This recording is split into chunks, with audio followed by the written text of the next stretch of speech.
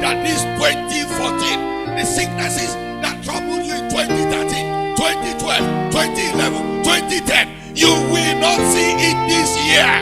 I declare you the head. I declare that you are free. You are promoted.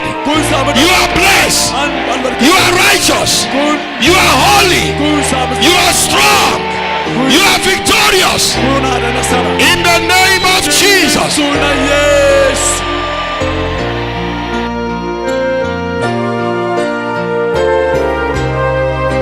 Jesus did not die because he committed sin. Jesus died because he acquired our sin.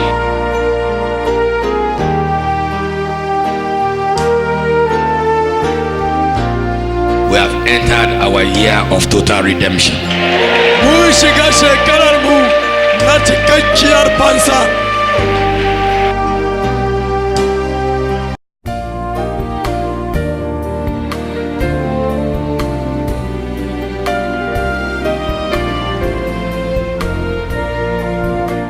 As long as you are ready to put your crown on the ground and your head on the ground for the one that makes you great, your greatness will remain.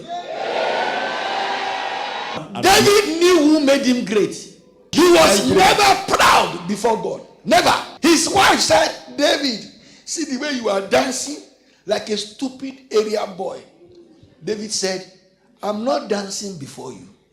I'm dancing before the one who removed the crown from your father and gave it to me.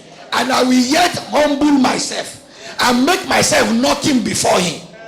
Some of us, when we become just ordinary local government chairman, to come to church, hey, pastor, I'm busy. Take 10,000 naira. Take 1 million. I say, pastor, you know that. Just be praying. You are a big fool. You will not be foolish like that.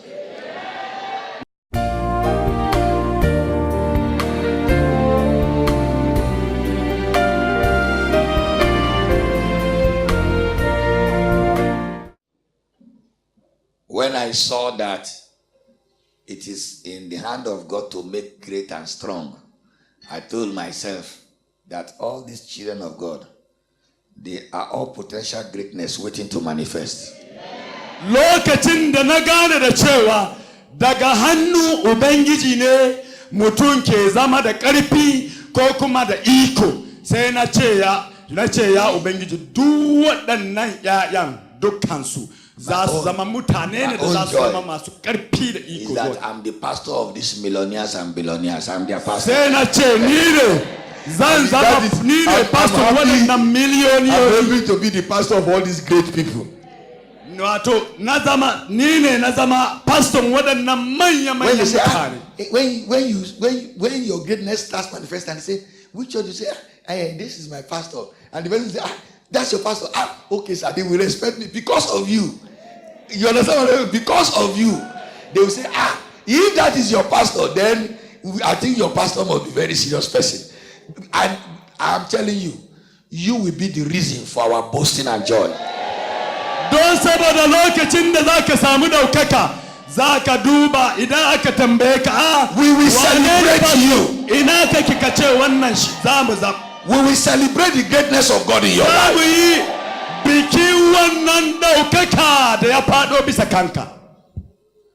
Because our God is the source of all riches and positions of authority. Domin Ubangijinmu shine tushen kowane arziki da kuma izini da iko.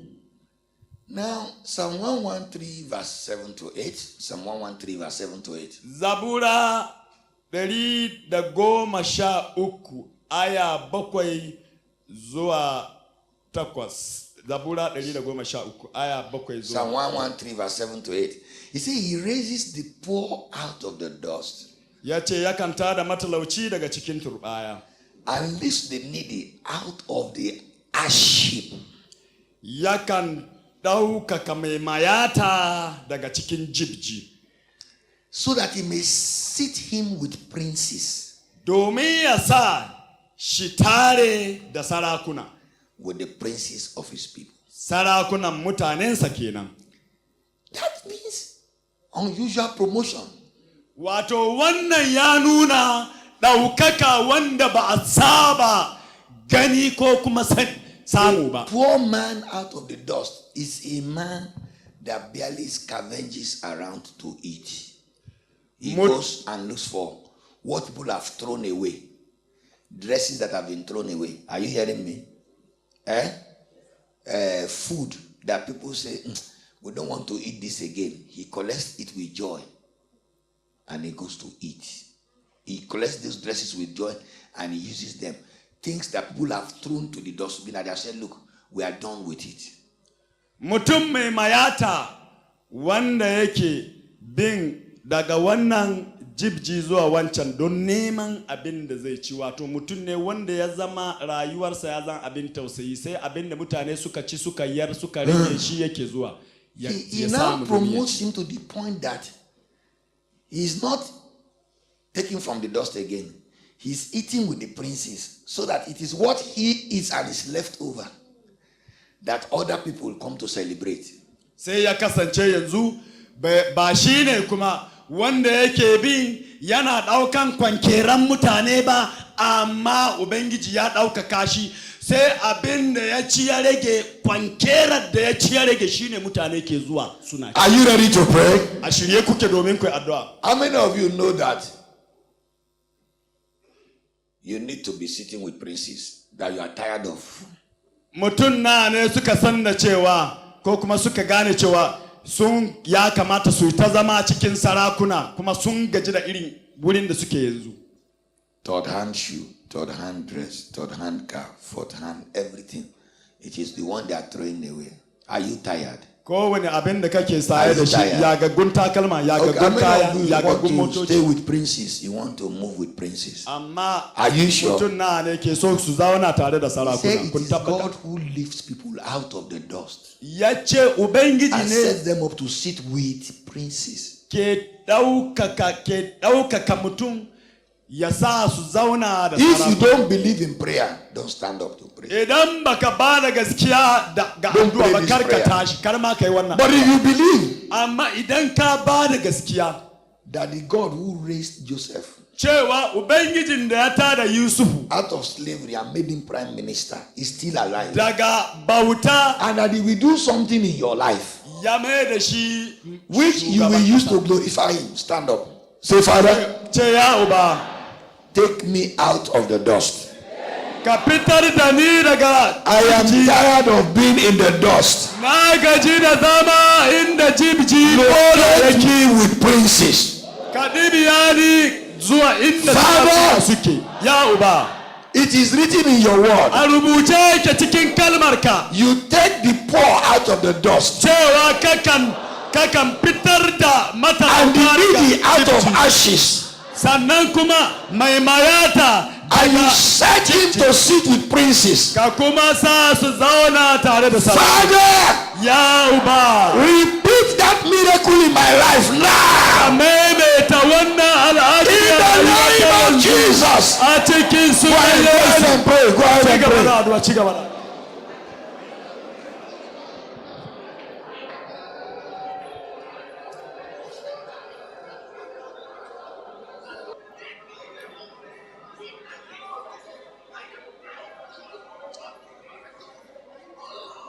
Thank you, Father. Uba na gode maka. We pray in Jesus' mighty name. Amen. It is done. Ya tabbata.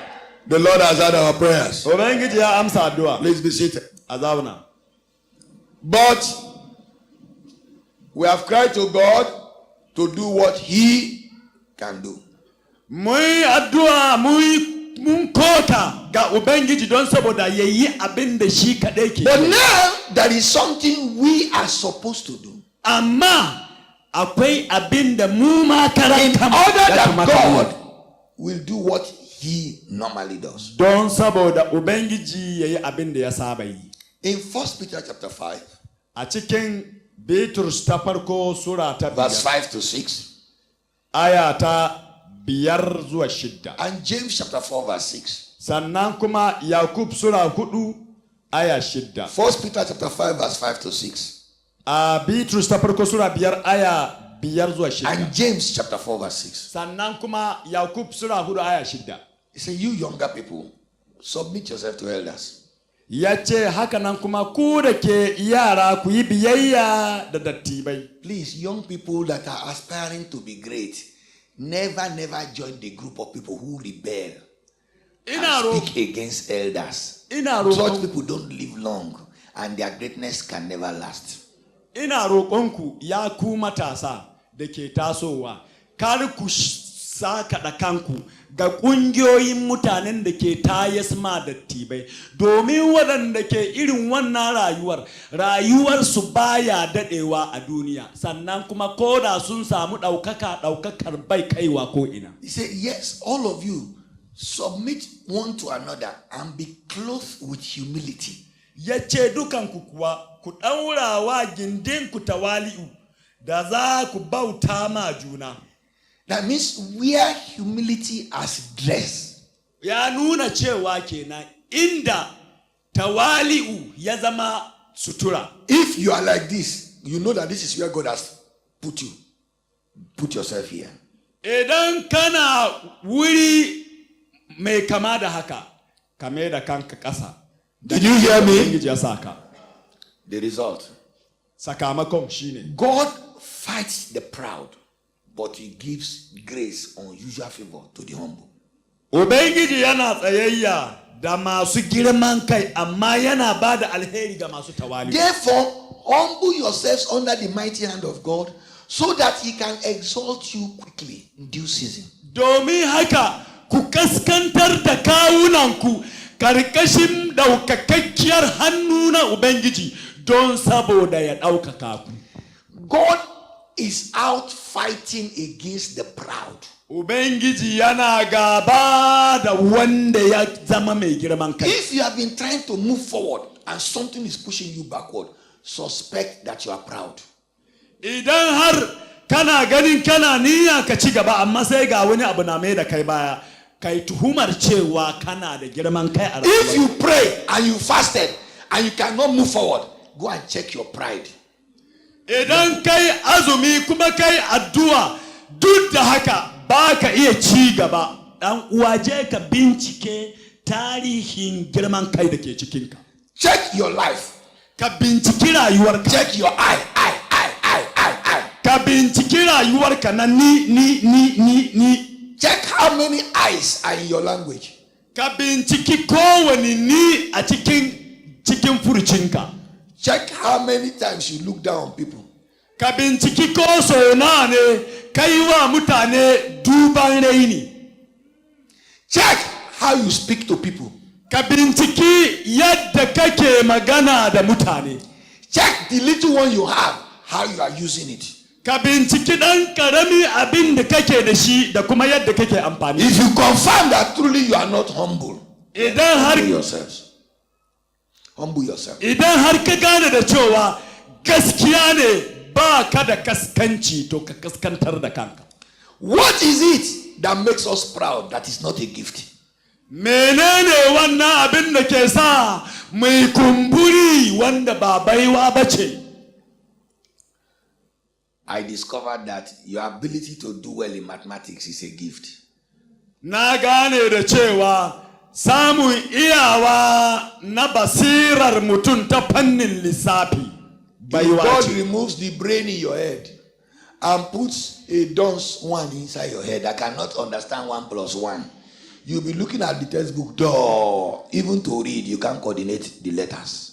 Idan Ubangiji ya tuge kwanyan nan na iyawa daga cikinka, sannan ya musanya shi da turbaya, za ka zama wani gaula ne kawai sai dai kai ta zura ma mutane idanu haka baka san da abin da ya kamata kai ba. Somebody said, I will just be reading. I don't understand what I'm reading. As soon as I stand up, I've forgotten everything I read. And I'm wondering why nothing is entering my head.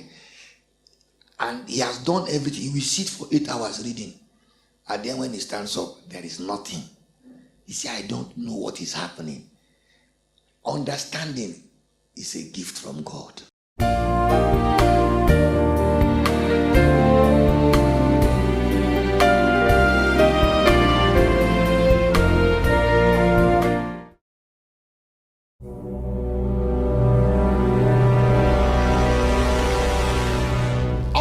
with a persistent health crisis, marriage disorder, spiritual disorientation, and financial disarray, the Living Faith Foundation presents Sorting Out,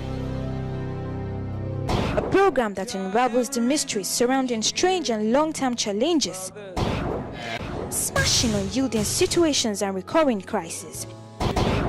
Your host, PJA Olaya.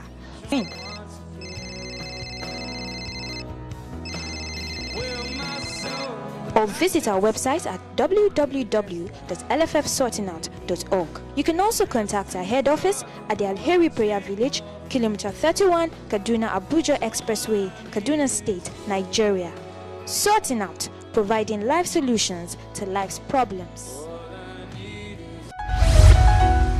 Great is thy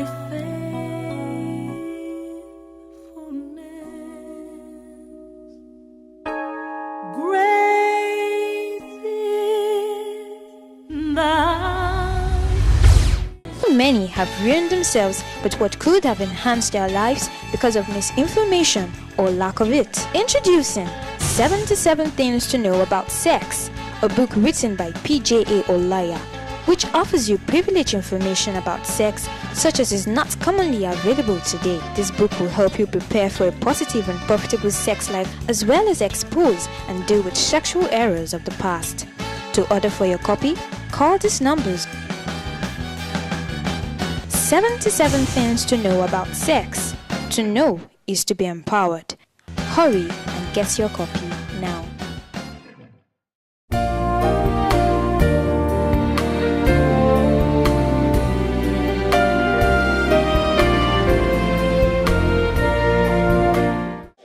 I have 7 A's, 21 A's. It's a gift. Na samu na cin jarabawa. Na samu bakwai, na samu takwas. Duk wannan baiwa ce daga gun Ubangiji. The strength of Samson was a gift from God. Karfin da Samson yake gadara da shi, ai baiwa ce daga gun Ubangiji. The wisdom of Solomon was a gift from God. Hikimar Sulaimanu, ai baiwa ce daga gun Ubangiji. Riches of Solomon, a gift from God. Arziki na Sulaimanu, baiwa ce daga gun Ubangiji. Beauty of Vashti and beauty of Lucifer is a gift from God. Jamali ko kuma kyawun sarauniya Vashti da kuma kyawun da Lucifer yake takama da shi duka baiwa ne daga gun Ubangiji. Your height, that you are this tall, is a gift from God.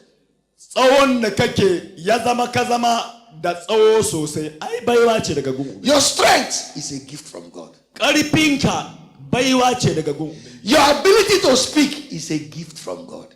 Basiran iya magana daga wanda kake da shi baiwa ce daga. Why then will you look down on others who are not given that gift because God did not give them?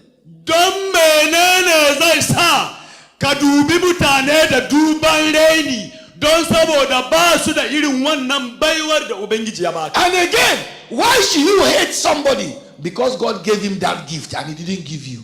Kuma don menene zai sa ka ki mutum ka ki wani don Ubangiji ya ba shi baiwan nan bai baka ba. You have your own gift, I have my own gift. Kana da naka baiwa, ni ma ina da nawa. Why won't I celebrate the gift of God in your life and you celebrate the gift of God in my life? Me zai sa ba za ka yi bikin murna da baiwan da ke rayuwa ta sannan ni ma yi bikin murna da baiwar da ke rayuwarka ba. If we understand this, we shall be humble.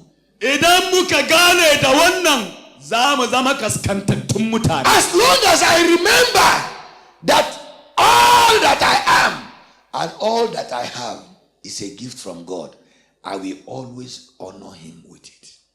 Muddin na samu ganewa da cewa duk abin da nike mallaka da duk abin da na zama a rayuwata cewa duk baiwa ce daga gun Ubangiji, zan miƙa rayuwa ta tamkar domin in girmama shi duk tsawon rayuwata. Therefore he says, humble yourselves. Don haka sai ya ce ku kaskantar da kanku. And if you do, idan kuka yi haka, he will exalt you. Zai ɗaukaka ku. How many of you want promotion? Mutum na ne cikin ku da ke bukatan ɗaukaka. Now God doesn't want to humble you. He says you should humble yourself. yanzu ubangiji ba shi ne ke da niyan sa ku zama masu tawali'u ba, yace ka kaskantar da Please, kanka. I plead with you, people of grace. Ina roƙonku ya mutane na alheri, Don't let me ever hear that now God has blessed you and your shoe has changed, your dress has changed, your car has changed. Then you look at your pastor, say, Pastor, don't disturb me. Pastor, if you think that it's your prayer I made it, go and pray for yourself now. Hey! The day I hear that, I will just enter wilderness and say, God, you heard what he said. Before he goes to hell, help me remove the thing. You will come back to less than where you were before, so that you can be humble and go to heaven. Let us pray. Say, Father, I ask you for the spirit of humility. ina roƙonka ka bani ruhun kaskanci. I am ready to humble myself. A shirye nake domin in zama mai tawali'u. Teach me, O Lord, Ya Ubangiji ka koya mani to walk in humility. yanda zai yi tafiya cikin tawali'u. Father, Ya Uba, help me. ka taimake ni, Grant me the spirit of humility. ka bani ruhun tawali'u In the name of a Jesus. cikin sunan Go Yesu. ahead and pray. Go ahead Ci and gaba da pray. addu'a, ku ci gaba da addu'a. Please, Lord, clothe me with humility, Lord. Let the spirit of humility rest on me, Lord. Teach me on how to be humble.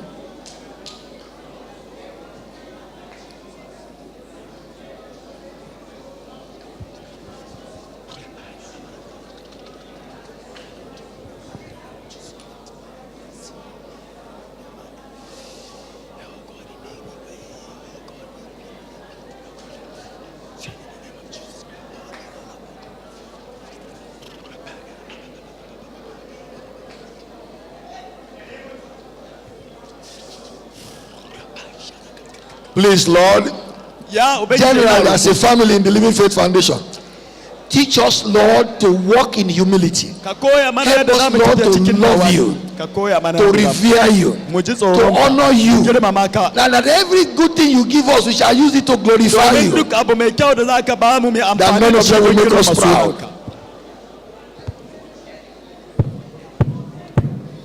I release upon you and upon the entire family the spirit of humility in the name of Jesus. Amen. Na sako maku ruhu na tawali'u a bisa rayuwar We ku cikin reject sunan the Yesu. wicked spirit of pride.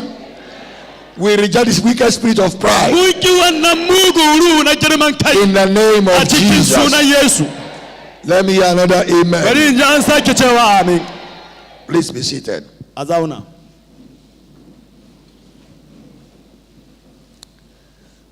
There is a major earthquake going on in Nigeria. And all the souls that God has removed, they still think that they have control. They do not understand as yet. But very, very soon, Saul will accept his position or commit suicide. Akwai waɗanda da suke a madaukakan mulki na Najeriya wanda Ubangiji ya riga ya kabantar da su daga wannan wuri, amma duk da haka nan ba su gane ba. Yayin da Saul bai gane da kabantarsuwarsa ba, abu na gaba da ya rage gare shi shine halaka. Ba da dadewa ba Second kuma. Chronicles chapter 12 verse 1 to 12. Why do some people crash? Why? You know, the reason why I'm teaching this is because God is already concluded that somebody here is already promoted. Menene yasa waɗansu waɗanda sun samu ɗaukaka daga baya sai su zo gaba ɗaya su lalace daga matsayinsu, don saboda Ubangiji ya riga ya yi kuduri ne da cewa akwai wani nan wanda ya yi ma ya kimtsa don saboda ɗaukaka. And now I don't want you to crash. I don't want you to fall. That's why you need to pay attention, because what I'm telling you is by the Spirit of God. I know what God has told me about you, and I know God will do everything He has said, and I don't want you to lose it. Bani so bayan da kun samu ɗaukaka ku faɗi. Shi yasa nake gaya maku waɗannan maganganu, don saboda na san abin da Ubangiji ya gaya mani. Shi yasa nake wannan don saboda kar ku faɗa cikin wannan hatsari.